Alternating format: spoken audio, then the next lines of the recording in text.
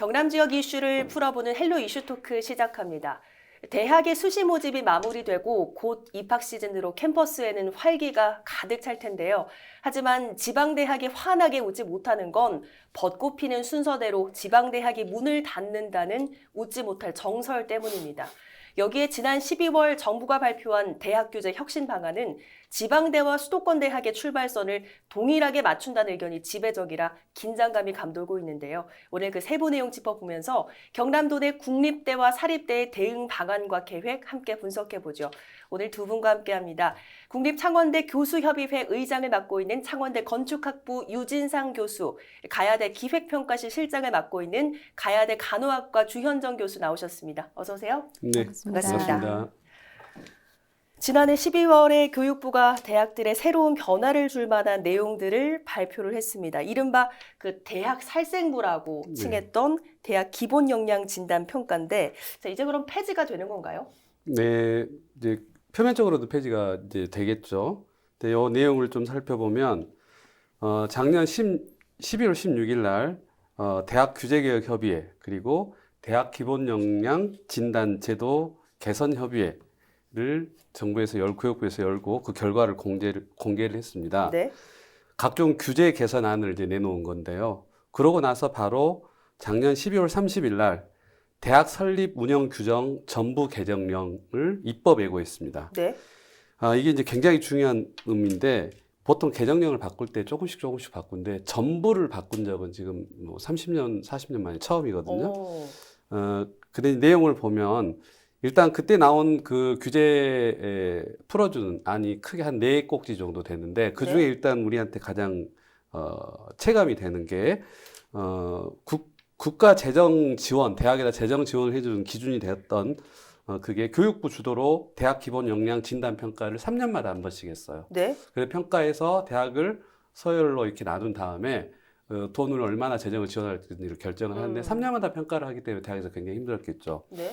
그게 이제 그 평가가 정부가 318개 일반대와 전문대를 대상으로 2015년부터 3년 주기로 계속 해왔던 거고, 그렇기 때문에 사실 이 돈은 거의 대학 재정의 그 전부를 좌지우지한다고 볼 수가 있고요. 그만큼 대학들이 평가에 이제 스트레스를 받아왔죠.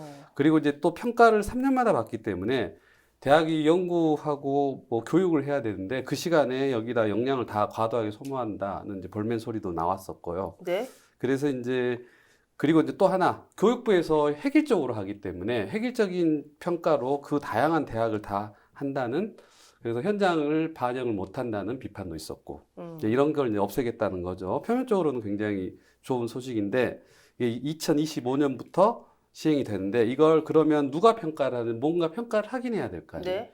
교육부가 안 하고 대신 사학진흥재단하고 대교협, 전문 대교협을 이제 평가를 대행을 하도록 했습니다. 그러고 이제 그렇게 평가를 하고 나서 성적이 안 좋은 대학은 재정 지원에서 많이 제어를 시켰는데 특별하게 비리나 이렇게 경영 위기가 있는 대학이 아니면 웬만하면 다 재정을 지원해 주겠다. 이런 게 골자입니다. 그러면 오늘 국립대와 또 사립대 관계자분들 나오셨으니까 각각의 입장을 좀 먼저 여쭤볼게요. 교수님께서 보셨을 때는 이번 그 소식 어떠셨습니까? 한마디로 매우 우려스러웠습니다. 왜냐하면 지금 아까 타이틀만 보면 굉장히 대학에 대규모로 자율권을 주는 것처럼 이제 보이지만 네. 아까 이제 4꼭지 중에 제가 평가 방법만 이야기를 했잖아요. 네. 그 두 번째 학생 종원 조절도 자유롭게 할 수 있게 해줬거든요. 네. 듣기 좋잖아요. 되게 자율권을 주는 것 같고. 그 다음에 교원을 얼마나 확보하고 있느냐도 평가에 되게 중요한 요소인데 이것도 자유롭게 해줬고, 학교를 보유할 수 있는 땅, 네. 이것도 자율권을 줬어요. 그래서 웬만한 걸 다 자유를 풀어줬죠. 하지만 제일 중요한 건 고등교육, 이제 고등교육이라는 것은 대학교육을 이야기합니다. 고등교육 당사자인 대학 측과 소통과 논의가 전혀 없었다는. 뭐 총장 협의회도 있고 저처럼 대학 의장단 협의회도 있고 사립대 또 의장단 협의회도 있고 하는데 저희하고 공론회 한 번 없이 이걸 이제 갑자기 발표를 한 거죠.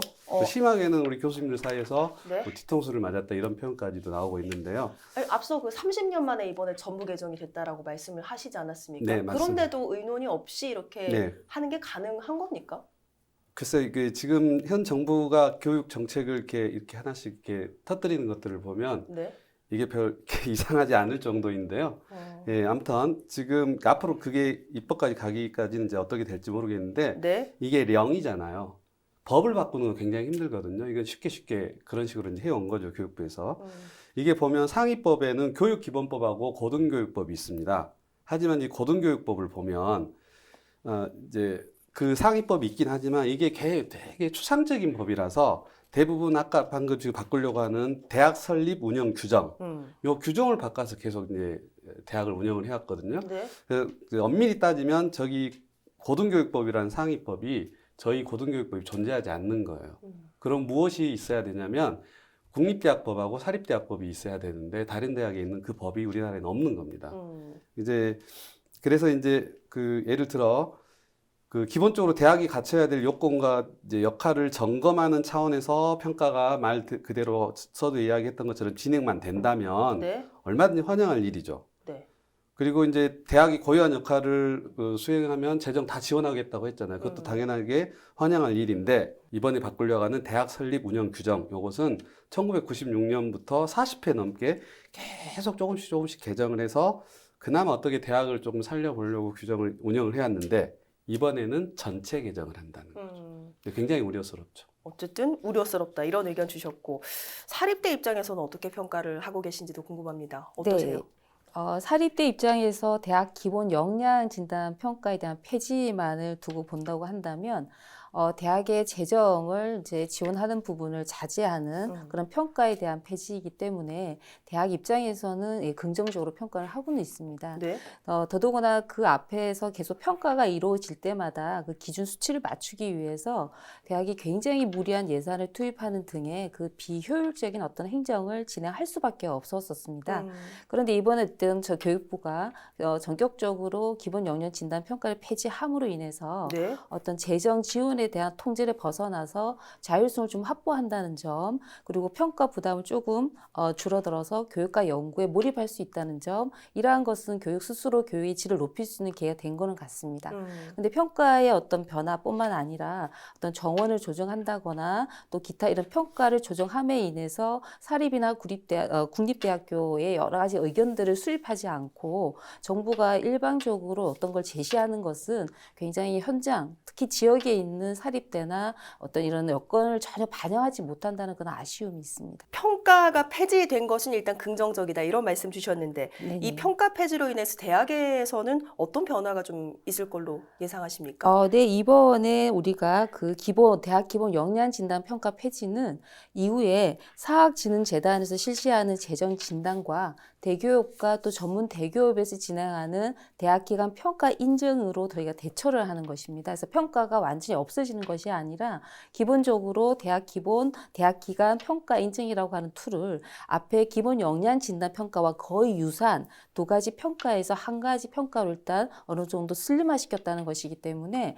아마도 이후는 이런 어떤 재정 진단의 건전성 확보와 그리고 대교육이나 전문 대교육에서 진행하는 대학 기관 평가 인증에 더욱더 열심히 할 건데 아마 이러한 부분에 또 다른 문제점이 발생될 것으로 저희가 생각이 됩니다. 평가 주체가 바뀐 상황에서 지방 대학에서는 어떻게 좀 이 평가에 대응을 해야겠느냐 이 점도 궁금한데 어떻게 보십니까? 일단 지방대에서 이 평가에 대한 대응할 게 뭐 다양한 입장들이 있겠지만 우선 일단 평가를 받아야 되는 입장이니까 저희가 무슨 정부가 아니잖아요. 네. 그럼 여기 맞춰서 준비를 할 수밖에 없지만 아까 우리 교수님께서 말씀하신 것처럼 이 평가 방식이 단순화되고 일단 그게 환영할 만한 일이라는 것은 분명한데 그 방식이 그 평가 기관이 네. 공정한지 객관적인지 이걸 이제 저희가 계속 지속적으로 요구를 하고 감시를 해야겠죠. 그렇군요. 앞서 두 분께서 짚어주신 부분 또 있었습니다. 교육부 발표에 눈길을 끌만한 내용이었는데 바로 전국 대학교의 정원 규제 완화입니다. 자세히 좀 설명을 해주시죠. 네, 대학교의 정원 규제 완화는 종전에는 대학이 총 입학 정원 범위 내에서 학과나 학부를 신설 통합 폐지하거나 또는 학과 간의 정원을 단순 조정하려고 하는 경우에도요. 대학 전체 교원 확보율을 전년도 이상 유지를 했었어야 됐었습니다. 근데 이러한 부분을 좀 완화했다라는 게 첫 번째이고요. 둘째는 어떤 결손 인원이거나 편입학의 녀석을 활용을 해서 분야에 관계없이 새로운 학과를 신설할 수 있는 특례가 주어지는데 현재는 첨단 분야에 한해서만 예외적으로 허용을 한 부분을 수도권 같은 경우는 이제 그렇게 계속 유지를 하되 지방대는 학생 모집난을 고려해서 첨단 분야를 아닌 전 분야로 확대했다는 것이 두 번째입니다.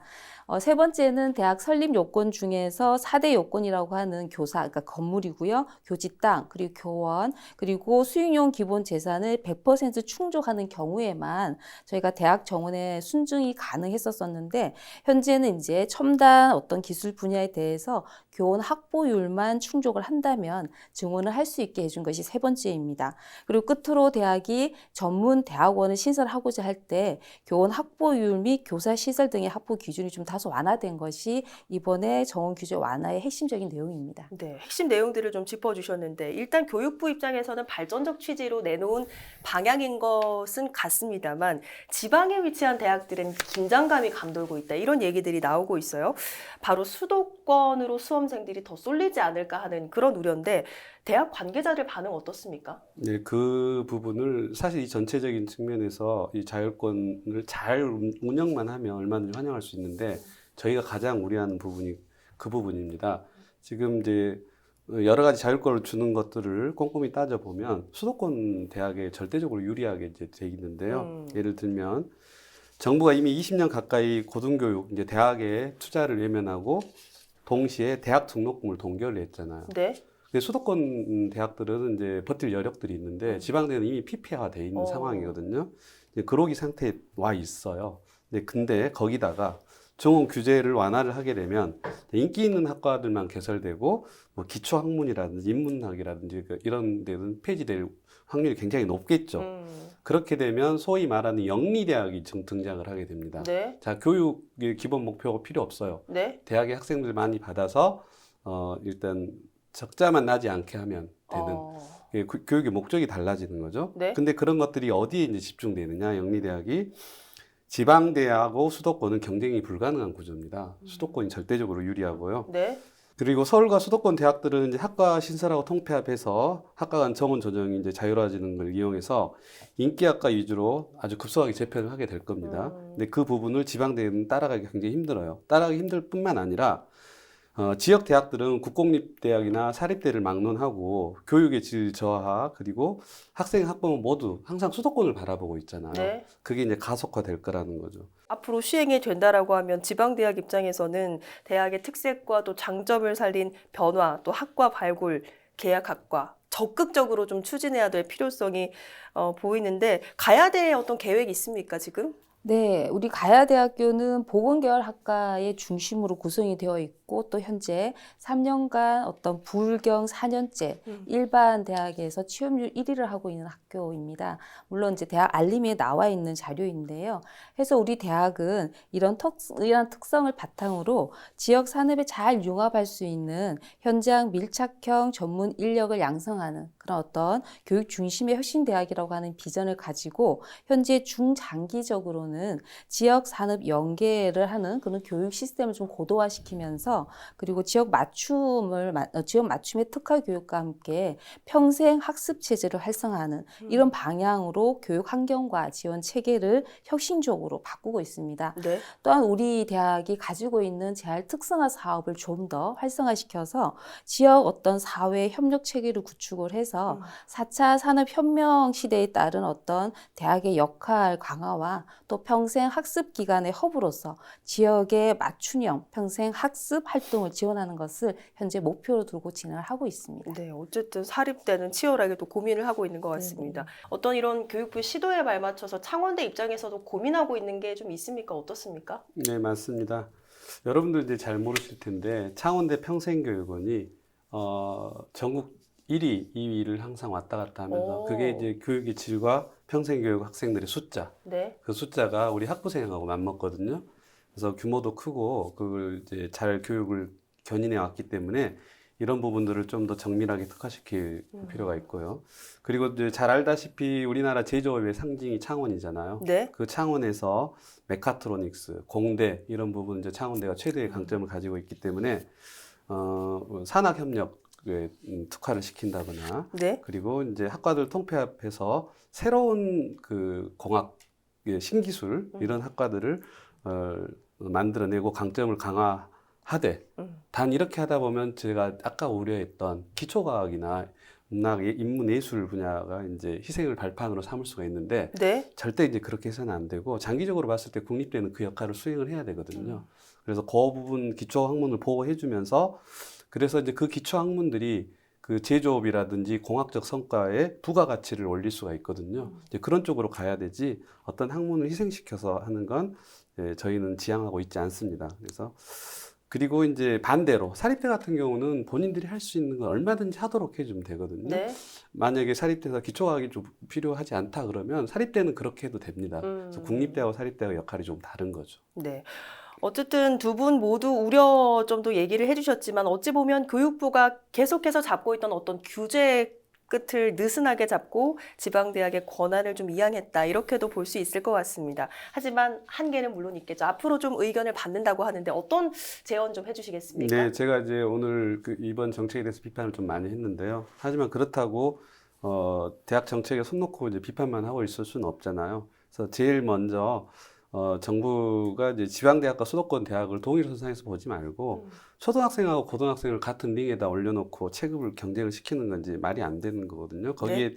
그런 현장감을 좀 가지고 지금 의도는 좋았어요. 본인이 규제를 풀겠다고 했으면. 네. 그래서 그 세세하게 실행하는 데 있어서 수도권에 편중되지 않도록 조금 해줬으면 좋겠고 그 방법적으로는 거시적으로는 김경수 전 지사가 했던 부울경 메가시티 제안했던 것처럼 지역의 군소대학들 이제 좀 통폐합, 좀 더 적극적으로 통폐합해서 체급을 키우되 효율은 높여서 체질을 개선하는 이런 것들을 이제 찾아서 해야 될 텐데 예를 들면 창원대하고 그 경상국립대가 통합을 한다 그러면 창원대 공대를 특화시키고 경상국립대는 의생명과학 쪽을 특화시키고 또 군사를 빼고 하면 네. 효율성이 높아지겠죠. 이렇게 하지 않고서는 수도권 대학하고 저희들이 경쟁할 방법이 없습니다.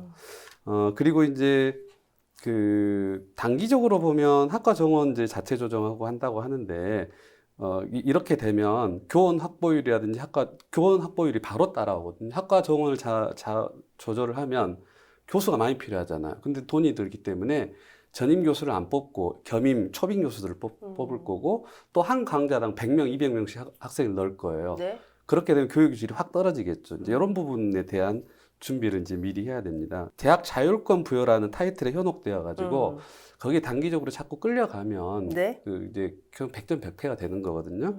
그래서 이제 절대로 이런 부분은 방기하지 말고 좀 꼼꼼히 살펴서 지방 대학들의 목소리 합쳐서 주장할 건 주장하고 각 대학들이 이제 살 길을 찾을 건 찾고 이렇게 해야 될 것 같아요. 특히 이제 이렇게 만약에 계속 가버리면 모집난을 겪는 이제 지역 대학이 그게 사는 이제 대학이 전문대학 영역 학과로 막 이름을 바꾸게 되거든요. 그러면 정말 이제 그 어떤 전문대, 일반대, 국립대, 사립대 경계가 하나도 없이 고유 영역이 싹 사라지게 되는 거죠. 그런 부분 굉장히 주의해야 될 부분입니다. 네.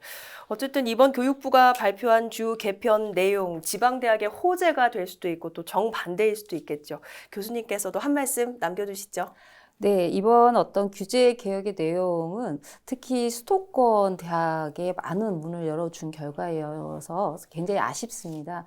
지방과 또 수도권에 우리 유진정 교수님 말씀하신 것처럼 처음부터 같은 링에 올라서 할 수 있는 게임이 아니기 때문에 저는 이제 이런 어떤 수도권의 쏠림 또는 인기학교의 쏠림이라는 것이 균형을 잃고 또 서로 상생할 수 있는 모든 길이 다 허물어진다고 생각이 듭니다. 그럼 교육이라는 자체가 아예 존재하기가 힘들기 때문에 국립으로서의 역할 그리고 또 사립은 사립대로서 지역 산업과 함께 같이 가야 될 역할들이 있다. 그래서 이런 역할들을 잘 할 수 있게 그들만의 어떤 그런 게임들을 잘 생길 수 있게 해줘야지 획일적으로 어떤 기준에 맞추어서 특히나 또 수도권의 모든 어떤 그런 테마를 다 주는 어떤 방식에 저희가 첨단이라고 하는 것이 사실 지역에서는 아무런 소용이 있지도 않은 것을 열어준다고 마치 자율권을 주는 것처럼 하는 것은 제가 보는 선에서 현장에서 뛰는 입장에서는 굉장히 상당히 맞지 않은 내용입니다. 그래서 지역에서 살아남고 상생할 수 있게 사립과 국립이 각각의 역할을 해서 그 특성을 살릴 수 있도록 그렇게 어떤 방향을 틀어주고 함께 논의할 수 있는 그런 어떤 개혁이 이루어졌으면 하는 바람입니다. 네, 수도권 대학과 지방 대학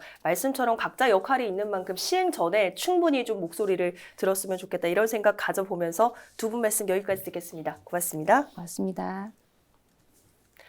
네, 오늘 방송은 유튜브 채널 헬로 경남에서 다시 보실 수 있습니다. 함께해 주신 여러분 고맙습니다.